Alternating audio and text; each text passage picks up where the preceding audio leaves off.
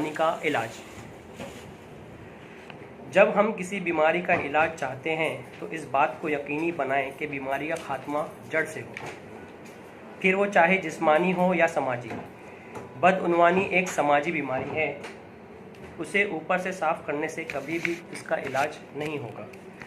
बदउनवानी का खात्मा करना है तो उसे भी जड़ से ख़त्म करने की ज़रूरत है। आज जो हम गुनागूं तदबीरें करते हैं वो ऐसी ही हैं जैसे कि मच्छरों का खात्मा हो जाए, उसके लिए हम एक एक मच्छर को मारते हैं। इस अमल से कभी भी कामयाबी नहीं मिलेगी। उसका इलाज ये है कि उसे पैदा ही ना होने दिया जाए।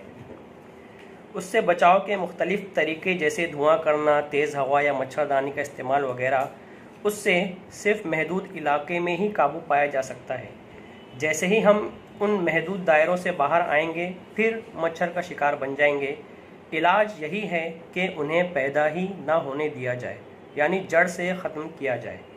आज बदउनवानी, करप्शन के ख़ात्मे के लिए जो तदाबीर बताई जाती हैं, ये सब वक्ती या महदूद दायरों तक बचने की ही तदबीरें हैं।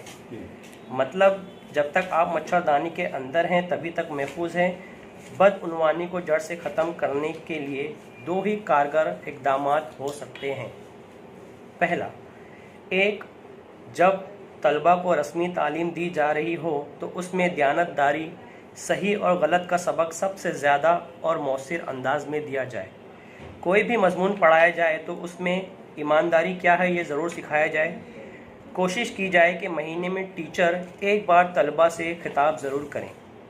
तलबा को बताया जाए कि 2 और 2 हमेशा 4 होते हैं, 2 और 2 5 हुआ तो वो ज़्यादा नहीं है बल्कि गलत है।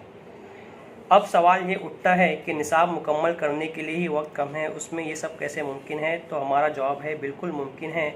हाँ, ये एक मुश्किल अमर है लेकिन करना तो है। उसके लिए दीगर सरगर्मियों का सहारा भी लिया जा सकता है। हम खुद से पूछते हैं कि क्या सिर्फ निसाब दर निसाब कराते जाए और फिर चलो हमने सबको तालीम याफ्ता बना दिया, लेकिन क्या हासिल ऐसी डिग्रियों से जिसने सबको तालीम याफ्ता तो कहलवा दिया मगर इंसान नहीं बना सकी।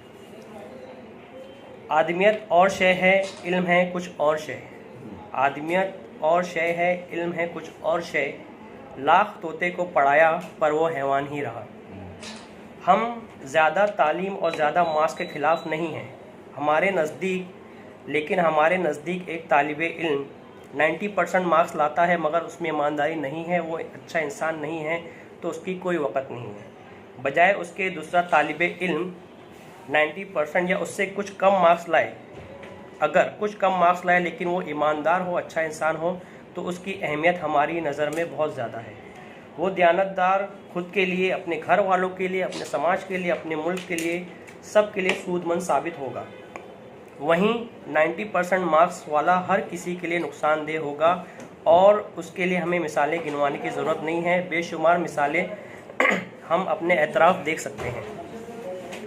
ये कदम बज़ाहिर एक बहुत छोटा कदम महसूस हो रहा है, लेकिन इसके असरात बहुत बड़े होंगे जितना शायद हम गुमान भी नहीं कर सकते। नतीजा देर से आएगा मगर देर पा भी होगा। फिर हमारे पास कोई जादुई छड़ी तो है नहीं कि छड़ी घुमाई और पलक झपकते ही सब कुछ बदल जाए। उसके बाद दूसरा कदम ये है कि बदउनवान सियासतदानों को सज़ा दी जाए। जैसा कि पहले ही अर्ज़ किया गया है कि एक एक मच्छर मारना इलाज नहीं है, जड़ से खात्मा ज़रूरी है। हम किसी भी महकमे से किसी भी सतह के कारकुन पर कोई कार्रवाई करते हैं तो कहीं ना कहीं जाकर किसी सियासी लीडर को अपनी ढाल बना लेता है और हम आखिर में यही पाते हैं कि हम हर ओहदे के अफसर को सज़ा दिलवा सकते हैं, बशर्त ये कि उसके पीछे किसी मिनिस्टर की पुष्ट पनाही ना हो। तो आखिर में यही नतीजा निकलता है कि हमारे आइन के मुताबिक सबसे ऊपर हमारे मुंतखब करदा नुमाइंदे ही होते हैं। आज बदउनवान अपनी तादाद के एतबार से इस कदर ज़्यादा हैं कि अगर हम 2-4 अफसरों को सज़ा दिलवा भी लेते हैं तो उससे उनकी मजमूई तादाद में कोई कमी नहीं होने वाली है और जितने हम पकड़ भी नहीं सकते उससे कई गुना ज़्यादा पैदा हो जाते हैं। इसलिए जब तक बदउनवान सियासतदानों को सज़ा नहीं मिलती आप कितनी भी तहरीकें चला लें, कितना भी हंगामा कर लें, बदउनवानी पर काबू नहीं पा सकते। सिर्फ़ और सिर्फ ये दो ही तरीके अपनाने से बदउनवानी पर काबू पाया जा सकता है। अब रहा सवाल ये कि सियासतदान को सज़ा देगा कौन? जवाब वही है, आज जो हम दयानतदार और निडर तलबा तैयार करेंगे, आने वाले वक्तों में यही बेबाक तलबा ऐसा जुर्रतमंदाना कदम उठा सकेंगे। वगरना ज़हीन से ज़हीन ऑफिसर आज भी मौजूद हैं, लेकिन ईमानदारी या जुरात कहीं ना कहीं कम पड़ जाती है या वो तादाद में कम पड़ जाती है। हमारा मशवरा है कि आज हमारे सामने जो सियासतदान मौजूद हैं, हम उनके पीछे ना पड़ें। उससे सिर्फ वक्त और क़ुव्वत का ज़िया है। उस वक्त और क़ुव्वत को आने वाले कल के लायह अमल पर सर्फ करना चाहिए। पहला कदम जब मजबूत होता जाएगा, उसके नताइज जब ज़ाहिर होना शुरू होंगे, तो ये बदउनवान लोग खुद ही उससे खौफ खाएंगे। आज से 10-15 साल बाद आने वाला हर ऑफिसर ईमानदार और बेबाक निकलेगा तो सियासतदान कितने तबादले करेंगे। फिर तबादले मीन्स ट्रांसफ़र, तबादले पर हर आने वाला अफसर दयानतदारी का सबक पढ़ा हुआ होगा तो उनकी कमर टूट जाएगी। IPS से लेकर जजेस, महकमा सुराग रिसा, सहाफ़ी, वकील, हर कोई ईमानदारी में अपनी मिसाल आप होगा तो ये बदउनवान सियासतदान किसके बल पर खुद को और अपने मुरीदों को बचा सकेंगे। तब कहीं जाकर उनको हवालात की हवा खानी ही होगी और तब कहीं जाकर बदउनवानी का खात्मा होगा, जिसकी शुरुआत आज ही करनी है, हमें ही करनी है। किसी तहरीक या किसी झंडे के तले नहीं, इनफरादी तौर पर अकेले ही चलना है जानिबे मंजिल। ख़त्म। जैसे मोदी सरकार जो हमारे सामने है, उनसे रिलेटेड मुझे कुछ ऐसा लग रहा है ये। तो सर इजाज़त। हर एक शख्स परेशान व दर सा लगे, हर एक शख्स परेशान व दर सा लगे, ये शहर मुझको यारो कोई भंवर सा लगे। किसे पता है कि दुनिया का हश्र क्या होगा, किसे पता है कि दुनिया का हश्र क्या होगा। कभी कभी तो मुझे आदमी से डर सा लगे। क्या बात। अब उसके तर्ज तजाहिल को क्या कहे कोई, अब उसके तर्ज तजाहिल को क्या कहे कोई। वो बेखबर तो नहीं, फिर भी बेखबर सा लगे। हर एक शख्स परेशान व दर सा लगे, ये शहर मुझको यारो कोई भंवर सा लगे। हर एक गम को खुशी की तरह बरतना है, हर एक गम को खुशी की तरह बरतना है। ये दौर वो है कि जीना भी एक हुनर सा लगे। तेरी ज़बान का क्या एतबार है, लेकिन ये मुझे उन्होंने कहा था ना कि अच्छे दिन आएंगे, तो उससे रिलेटेड सा लगा। यानी मोदी साहब की नज़र, मोदी की नज़र जी। तेरी ज़बान का क्या एतबार है, लेकिन तेरी निगाह का हर कौल मोतबर सा लगे। वो तंद वक्त की रूह है कि पाँव टिक ना सके, वो तंद वक्त की रूह है कि पाँव टिक ना सके। हर आदमी कोई उखड़ा हुआ शजर सा लगे। जहाने नौ के मुकम्मल सिंगार के खातिर, जहाने नौ के मुकम्मल सिंगार के खातिर, सदी सदी का ज़माना भी मुख्तसर सा लगे। बहुत तो महफिल है वो बहुत ही गहमा गहमी के आलम में हम यहाँ पर जमा हो गए हैं और ये महफिल का इनेकाद हुआ है। तो मेरे पास वैसे एक गज़ल तो है, लेकिन अभी क्योंकि मैंने वकार सर को सुना कि उन्होंने अपने तासुरात पेश किए, तो मैंने सोचा कि अगर वो अपने तासुरात पेश कर सकते हैं तो मैं क्यों। बिल्कुल। तो ये ज़िंदगी की कुछ तलखियाँ हैं जो शायद एक हर इंसान के अंदर एक क्वालिटीज़ हम कह सकते होती है, जिसको हम अपने अल्फाज में पुरोने की कोशिश करते हैं। तो मैं पहले आपके सामने एक ज़िंदगी का छोटा सा कुछ लम्हा है जो मैं आपके सामने बयान करना चाहती हूँ, उसके बाद फिर मैं अपनी गज़ल का आगाज़ करूँगी। हाँ आ जाओ। वो इस तरीके से है, वो इस तरीके से है। ज़िंदगी में अक्सर ऐसा होता है कि हम ये सोचने पर मजबूर हो जाते हैं कि कौन सा रास्ता अपनाया जाए। और ज़िंदगी के इस सफ़र में जब मैं अकेली होती हूँ, मैं हमेशा अपने दिल की सुनती हूँ। मैं स्कूल में भी थी, उस वक्त भी किस्मत ने मुझे दो राहें पर खड़ा कर दिया। मैं बहुत नादान थी, मुझे सहारे की ज़रूरत थी, पर आज जब मैं बाशऊर हूँ और अल्हम्दुलिल्लाह आज मैं फ़ैसले ले सकती हूँ। आज भी ज़िंदगी के हर राह पर अक्सर ऐसा होता है कि मुझे दो राहें मिलती हैं और फिर मेरे लिए ये मुश्किल हो जाता है कि मैं कौन सी राह को तलाश करूँ। लेकिन आज भी मैं सिर्फ़ और सिर्फ अपने दिल की सुनती हूँ और आज भी दिल पर हाथ रख कर राह को तलाश करती हूँ और अल्हम्दुलिल्लाह मुझे वो राह बआसानी मिल जाती है। इसके बाद मैं एक आमिर अमीर की गज़ल छोटी सी है, उसको मैं पेश करने की कोशिश करूँगी। गज़ल कुछ इस तरीके से है। अगर ये कह दो बगैर मेरे नहीं गुजारा तो मैं तुम्हारा, अगर ये कह दो बगैर मेरे नहीं गुजारा तो मैं तुम्हारा, या इस पे मबनी कोई तासीर कोई इशारा तो मैं तुम्हारा। गुरूर परवर अना का मालिक कुछ इस तरह के हैं नाम मेरे, गुरूर परवर अना का मालिक कुछ इस तरह के हैं नाम मेरे, मगर कसम है जो तुमने एक नाम भी पुकारा तो मैं तुम्हारा। तुम अपने शर्तों पे खेल खेलो मैं जैसे चाहूँ लगाऊँ बाजी, तुम अपनी शर्तों पे खेल खेलो मैं जैसे चाहूँ लगाऊँ बाजी, अगर मैं जीता तो तुम हो मेरे, अगर मैं हारा तो मैं तुम्हारा। बहुत तुम्हारा आशिक तुम्हारा मुखलिस तुम्हारा साथी तुम्हारा अपना, तुम्हारा आशिक तुम्हारा मुखलिस तुम्हारा साथी तुम्हारा अपना, रहा ना इनमें से कोई दुनिया में, जब तुम्हारा तो मैं तुम्हारा। ये किस पे तावीज़ कर रहे हो, ये किस को पाने की है वजीफे, ये किस पे तावीज़ कर रहे हो, ये किस को पाने के हैं वजीफे, तमाम छोड़ो बस एक कर लो जो इस्तिखारा तो मैं तुम्हारा। क्या बात, अगर ये कह दो बगैर मेरे नहीं गुजारा तो मैं बहुत बहुत बहुत शुक्रिया। बड़े बदनसीब थे हम, बड़े बदनसीब थे हम कि करार तक न पहुँचे, बड़े बदनसीब थे हम कि करार तक न पहुँचे, दरे यार तक तो पहुँचे दिले यार तक न। क्या बात, वाह, बहुत बहुत बहुत।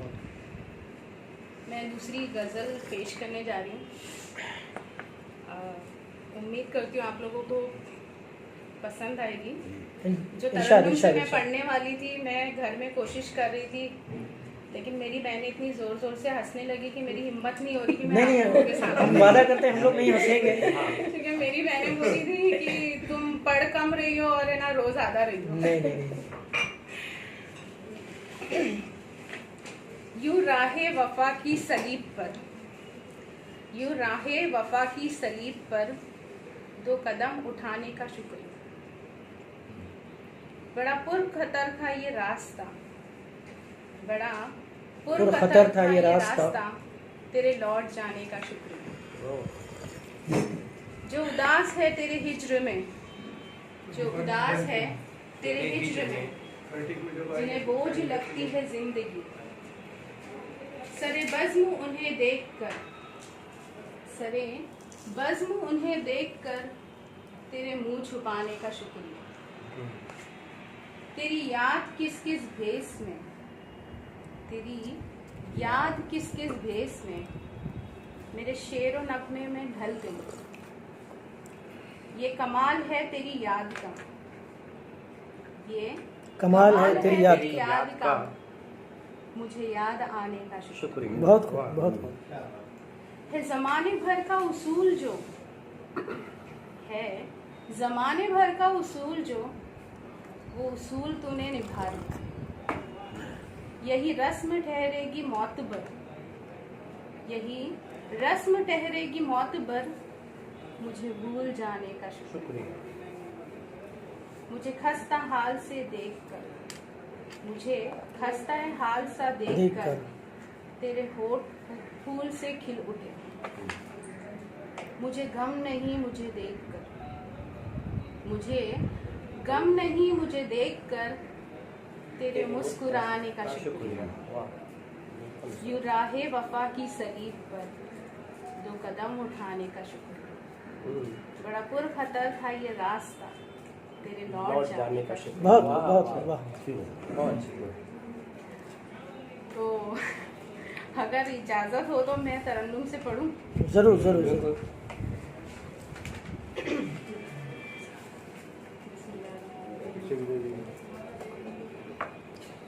कमाल ज़ब्त को खुद भी तो आज़माऊंगी,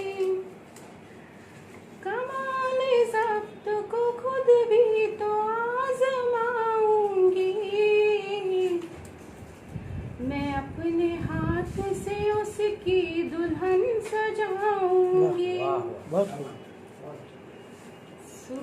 करके उसे चांदनी के हाथों में, सुपुर्द करके उसे चांदनी के हाथों में, मैं अपने घर के अंधेरों को लौटाऊंगी।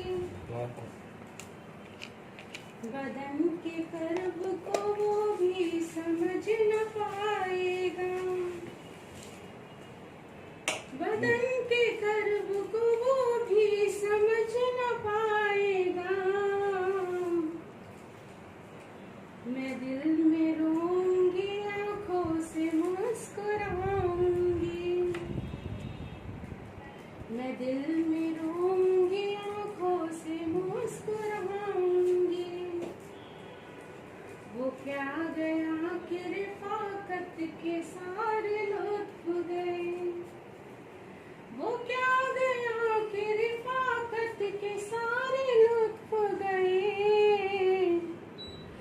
मैं किससे रूठ सकूंगी, किसे मनाऊंगी।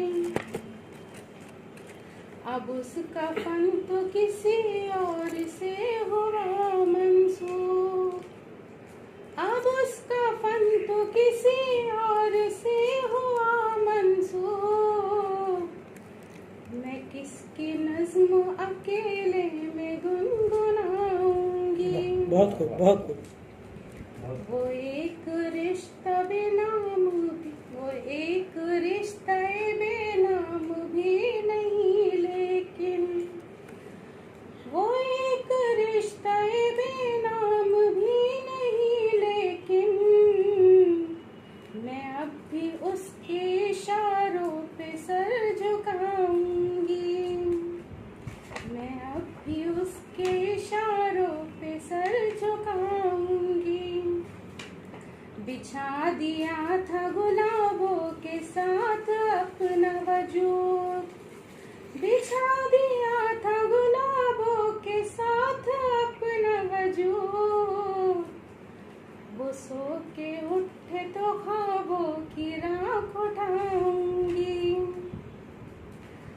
जवाब ढूंढ रहा था नई मोहब्बत का, जवाब ढूंढ रहा था नई मोहब्बत का। वो कह रहा था कि मैं उसको भूल जाऊंगी, वो कह रहा था कि मैं उसको भूल जाऊंगी। कमाल ज़ब्त को खुद भी तो आजमाऊंगी, मैं अपने हाथ से उसकी दुल्हन सजाऊंगी। बहुत क्योंकि मैं गा रही थी, रो नहीं रही। नहीं, वाकई बहुत लोगों ने पसंद किया। गजल का असल मौजू यही है।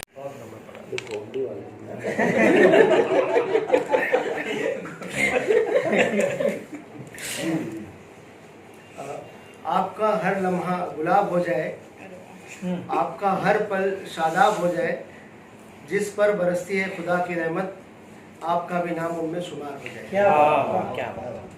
बस इतना। और जी इंशाल्लाह अगली बार तैयारी से। तो सदर मजलिस की अगर इजाज़त हो तो मैं शुरुआत आगाज़ करूँ। रगाओं में दौड़ने फिरने के हम नहीं कायल, रगाओं में दौड़ने फिरने के हम नहीं कायल, जब आँखी से ना टपका तो फिर लहू क्या है। बहुत उसी के साथ जो है मिर्ज़ा गालिब पे पुरानी एक गज़ल है, उसका आगाज़ का तो उससे पहले कुछ एक शेर याद आ रहा है। मैंने बुलबुल से जो पूछा दर्द फुरकत का इलाज, मैंने बुलबुल से जो पूछा दर्द फुरकत का इलाज, मैंने बुलबुल से जो पूछा दर्द फुरकत का इलाज, शाख के गुल से गिर पड़ी तड़पी तड़प कर मर हाय, गई। क्या बात है, वाह, बहुत क्या इलाज बताया। सारा इलाज हो गया। तब गालिब की एक पुरानी गज़ल है, शायद बहुत से लोग उसको सुन चुके होंगे, फिर भी मैं चलो कुछ ना कुछ सुना दो इसी बहाने। इरशाद। ये न थी हमारी किस्मत के विशाल यार होता, ये न थी हमारी किस्मत के विशाल यार होता, अगर और जीते रहते यही इंतजार होता। तेरे वादे पे जिए हम तो ये जान झूठ जाना, तेरे वादे पे जिए हम तो ये जान झूठ जाना, कि खुशी से मर न जाते अगर एतबार होता। क्या बात, वाह। कोई मेरे दिल से पूछे तेरे तीर नीम कश को, कोई मेरे दिल से पूछे तेरे तीर नीम कश को, वो खलिश कहाँ से होती जो जिगर के पार होती। हुए मर के हम जो रुसवा हुए क्यों नगर के दरिया, हुए मर के हम जो रुसवा हुए क्यों नगर के दरिया, न कहीं जनाजा उठता न कहीं मजार होता। बहुत बहुत। और ये मक्ते का गालिब का आखिरी शेर है, इरशाद। ये मसाइल तसव्वुफ ये तेरा बयान गालिब, ये मसाइल तसव्वुफ ये तेरा बयान गालिब, तुझे हम वली समझते जो नबाद अखबार हो। वाह, ये नती हमारी किस्मत के विचार। बहुत बहुत बहुत बहुत अच्छा। तमाम की तरफ से इजाज़त सर। गजल मतलब अर्ज है, तू साथ दे तो जरा दूर चल के देखते हैं जी, तू साथ दे तो जरा दूर चल के देखते हैं, जिंदगी हम तुझे अक्सर संभल के देखते हैं। वाह। तू साथ दे तो जरा दूर चल के देखते हैं, जिंदगी हम तुझे अक्सर संभल के देखते हैं। वो जो आ जाए किसी पल को भरी महफिल में, वो जो आ जाए किसी पल को भरी महफिल में, हम तो क्या गैर भी उनको मचल के देखते हैं। वाह। जब भी होती है किसी दम कोई आहट उनकी, जब भी होती है किसी दम कोई आहट उनकी, हम तो बेसाख्ता घर से निकल के देखते हैं। और शेर में के सुना है आज चरागा है उनके आंगन में, सुना है आज चरागा है, मतलब रोशनी है, बाहर आई हुई है कि सुना है आज चरागा है उनके आंगन में, सब तो चलते हैं जरा हम भी चल के देखते हैं। सब तो चलते हैं जरा हम भी चल के देखते हैं।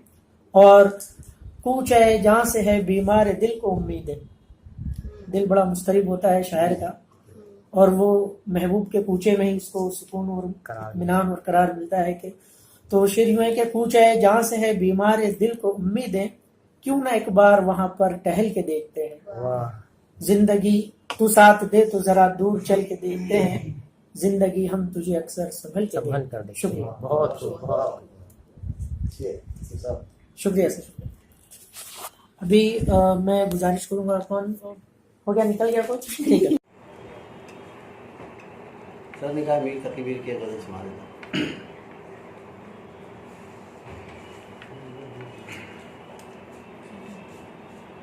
हस्ती अपनी हुबाब की सी है,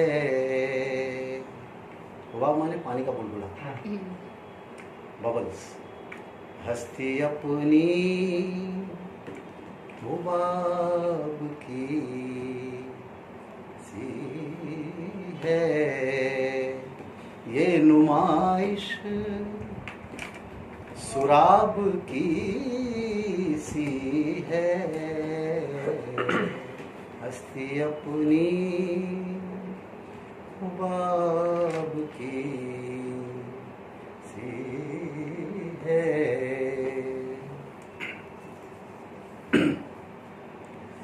मैं जो बोला कहा कि ये आवाज, मैं जो बोला कहा कि ये आवाज,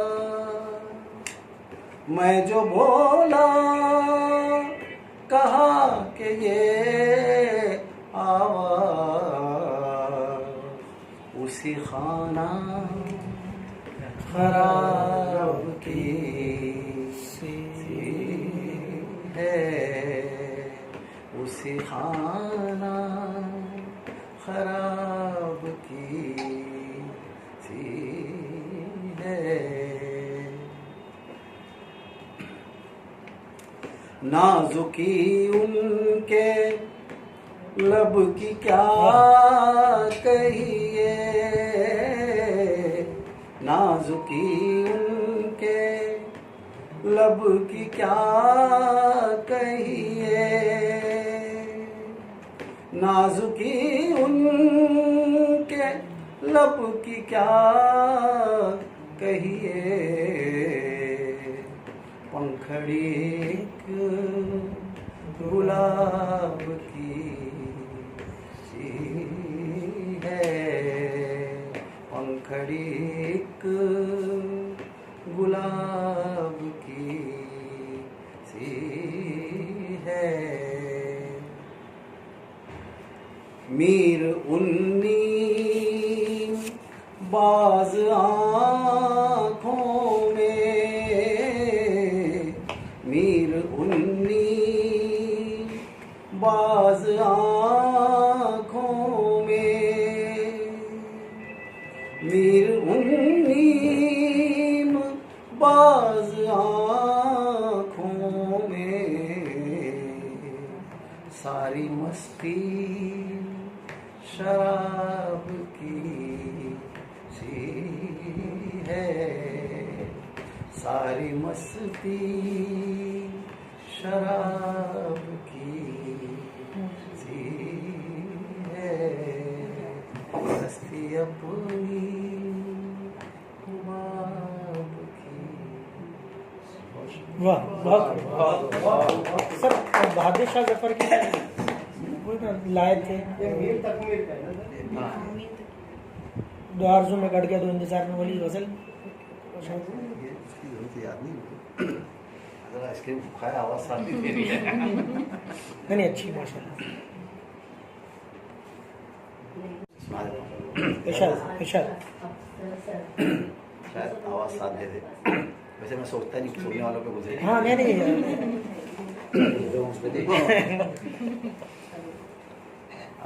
तीन लफ्ज के मिसरे हैं, इरशाद इरशाद। और उसमें एक शेर ऐसा भी जिसमें टोटल 4 ही लफ्ज हैं, मतलब वही लफ्ज रिपीट भी हो गए। अच्छा, टोटल 4 लफ्ज हैं। छलक गए पैमाने, छलक गए पैमाने, छलक गए पैमाने, पैमाने, पैमाने, छलक गए पैमाने, बिखर गए अफसाने, बिखर गए अफसाने, छलक गए पैमाने, छलक गए पैमाने।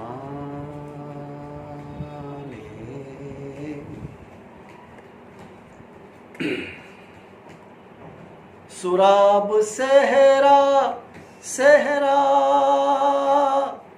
सुराब सहरा सहरा, सुराब सहरा सहरा, संभल संभल दीवाने, संभल संभल दीवाने, संभल संभल दीवाने, संभल संभल दीवाने, छलक गए पैमाने।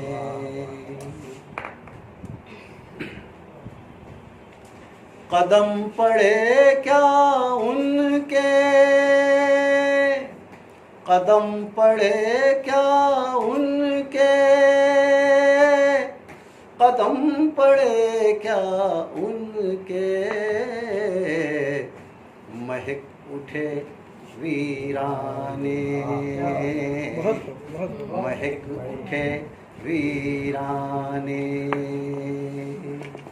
महक उठे वीराने, महक उठे वीराने, छलक गए पैमाने।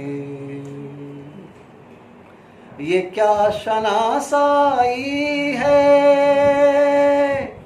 ये क्या शनासाई है, ये क्या शनासाई है कि खुद को ना पहचाने, कि खुद को ना पहचाने, कि खुद को ना पहचाने, कि खुद को ना पहचाने, छलक गए पैमाने।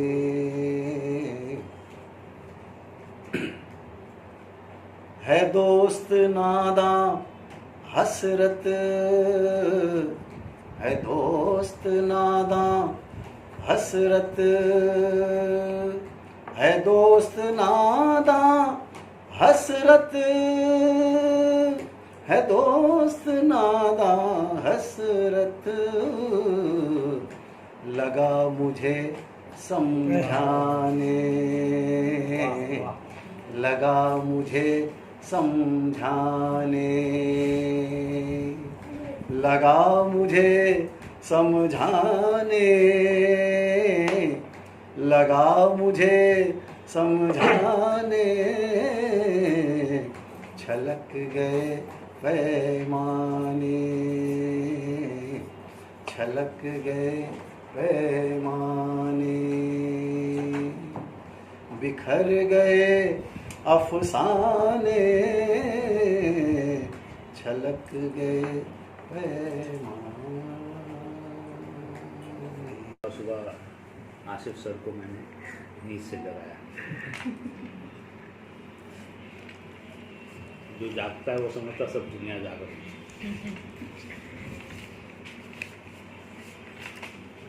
मैंने उनसे कहा कि भाई आज मौका है, खाने के बाद अगर लोग बैठना चाहें तो कोशिश कीजिए। तो अल्हम्दुलिल्लाह हम जो 4-6 लोग बैठे हैं, जिसको हम कंसिस्टेंसी कहते हैं किसी चीज़ की, कि भले 2 ही लोग बैठे, 4 ही लोग बैठे, लेकिन बैठे जी, तो वो हम कायम करना चाहते हैं। तो जितने लोग शरीक हैं सबका शुक्रिया अदा करता हूँ कि बिल्कुल 11th आवर जिसको कहते हैं, 11th आवर पर भी सब जमा हुए। जो नहीं आ सके बहुत सारी उनकी वजह थी।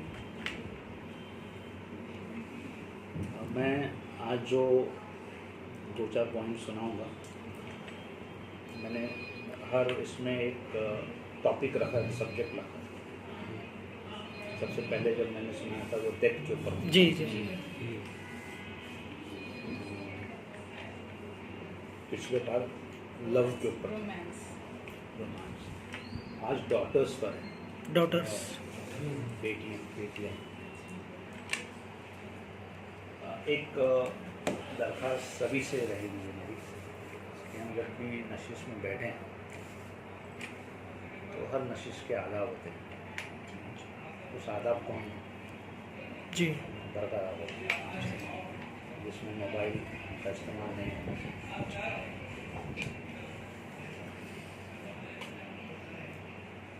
ये सबसे पहली नज़म जो सुना रहा हूँ वो दस्तक पर एक दस्तक हुई डर लग रही है दस्तक की। दस्तक पर एक वाक़या याद आया कि हम लोग स्टाफ में बैठे थे। हमारे एक इंग्लिश के टीचर थे, मेरे टीचर को अव्वल किरदार में थे, महाराष्ट्र कॉलेज में आए। वो बहुत अच्छा गाते थे, ये सही है, क्लासिकल गाते थे। सब महफिल बैठी हुई थी, गा रहे तो कौन आ गया था? स्टूडेंट गया, स्टूडेंट था, एक स्टूडेंट, सब बैठे हुए, एक स्टूडेंट आया, उनसे पूछना शुरू कर दिया जो गा रहे हैं अभी। वो बेचारे इतने लोग बैठे हैं, कोई और भी मिला, मैं गा भड़क के तो खुश हो रहे तो उन्होंने छोड़ दिया, नहीं तो शायद वो दस्तक से हुआ है। जो पहली नज़म मैं पढ़ रहा हूँ आपके सामने। अच्छा, दूसरा ये है कि बहुत सारे लोग इंग्लिश ये नज़म का नाम है स्प्रिंग, बाहर बहार मौसम। और ये नज़म लिखी गई थी जब मेरी बेटी 1995 में उसका बर्थ हुआ था, जन्म हुआ, तब की ये नज़म है। और कोशिश करूँगा कि इंग्लिश में है तो उसको थोड़ा सा जी एक्सप्लेन करूँ। वैसे मेरे इंग्लिश के अल्फाज आसानी से कोई भारी जी, भरकम जी। नहीं करता हूँ, फिर भी शायद पिछले इसमें खतीजा मैडम को कुछ समझ में नहीं आया था, तो इसलिए मैं सोचा कि भाई हो सकता है कि नहीं समझ आए। I experience the coming of spring as my daughter cradled into this world। तो मेरी बेटी का जब जन्म हुआ तो ऐसा लगा कि बाहर आ गई, cradled into the world, दुनिया में like the blooming of buds into flowers। लोग फ्लावर्स को जो खिलते हुए देखते हैं, बंद रहते उसको बर्ड्स बोलते हैं, खुल जाते तो फ्लावर्स होते हैं। like the blooming of buds into flowers, like the breaking of cocoons into butterflies। butterflies जो cocoon से बाहर निकलते हैं, like the breaking of cocoons into butterflies। her smile the smile of thousand suns। हर एक जिसके घर में बच्चा पैदा होता है, अगर बेटी पैदा होती है, मुस्कुराहट होती है, तो उसको हम कंपेयर करते हैं thousand suns. Her eyes her lips parting like the break of dawn। आँखें खुली, जब बच्ची की आँखें खुलती हैं, लिप्स खुलती है, तो ऐसा लगता है कि छोटा बच्चा है, वो रोता भी है तो ऐसा लगता है कि गीत है। Pure, delicate and subtle, coming to light, she sprinkled on me just a pinch of stardust।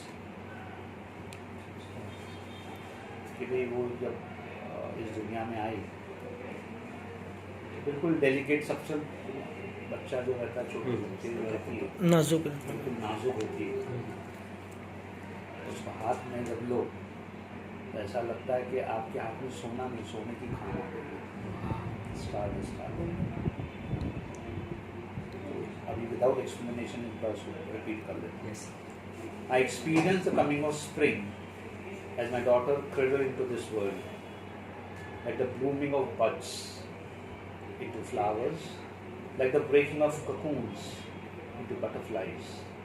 A smile, the smile of thousand suns। her eyes, her lips parting like the break of dawn, her cries filled with the robin song, pure, delicate and subtle, coming to light, she sprinkled on me just a pinch of stardust। बहुत खूब।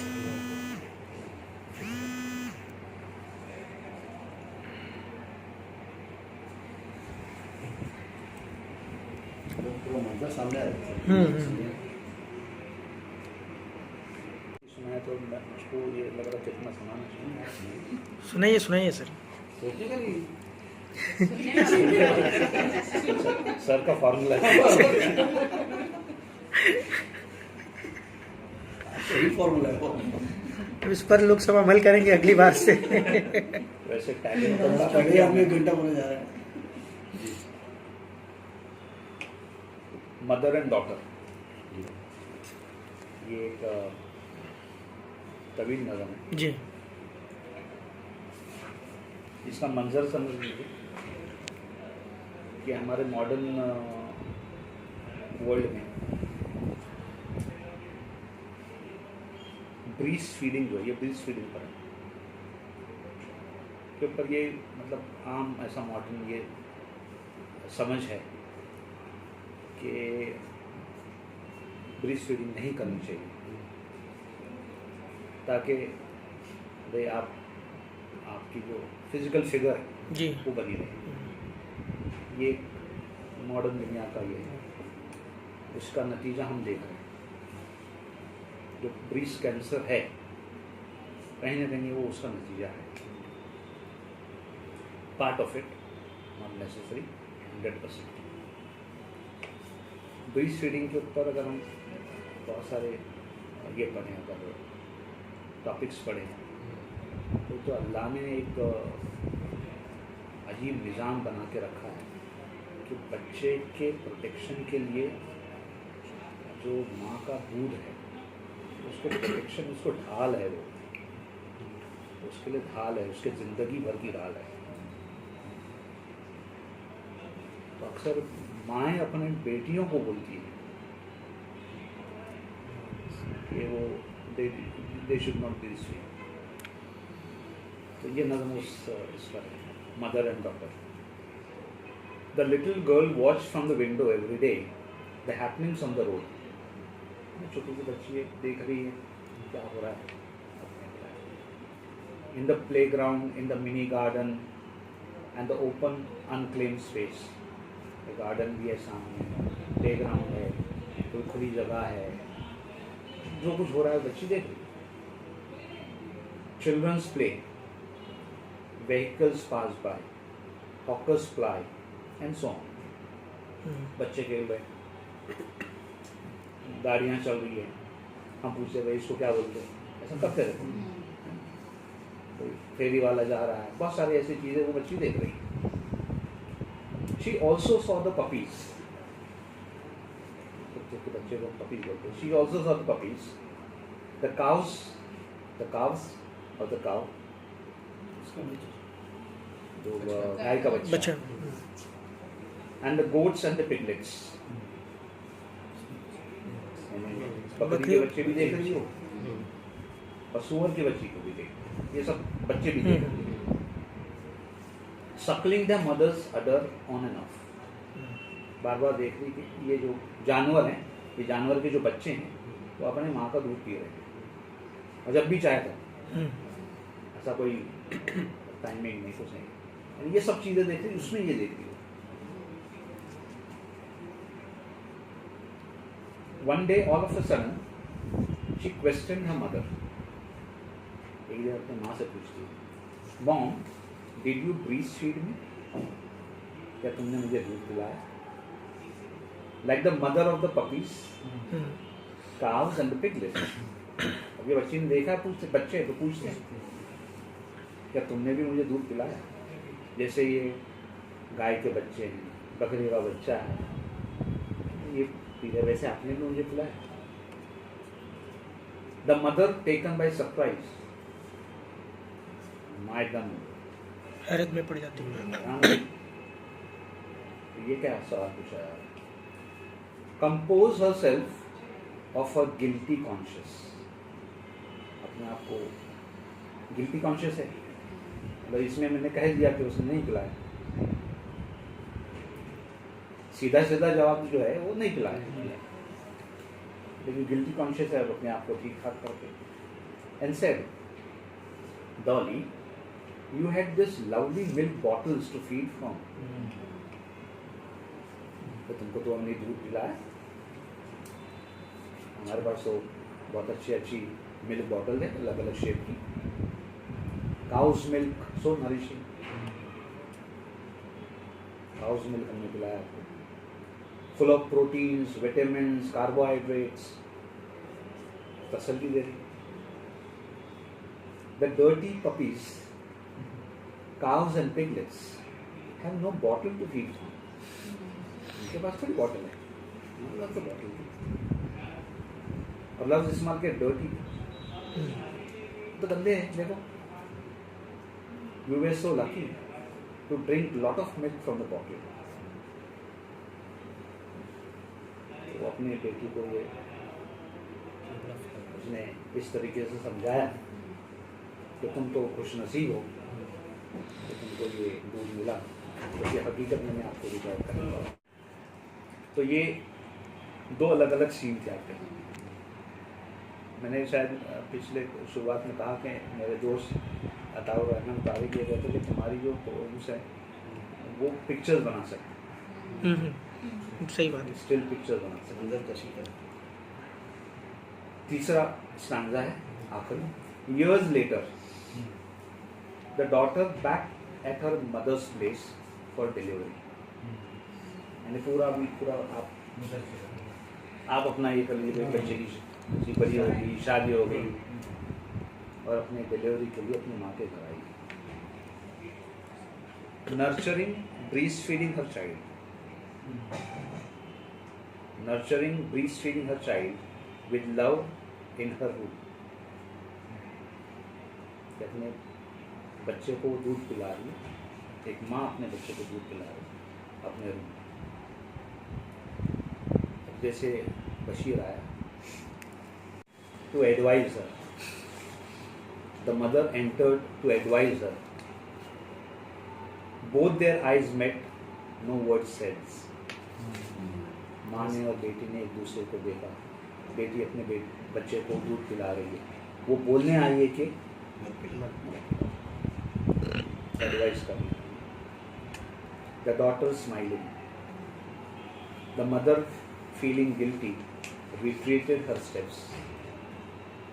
दरवाजा बंद करके चली गई। Cuddling each other, the mother and the child both went to sleep. वाह, बहुत खूब।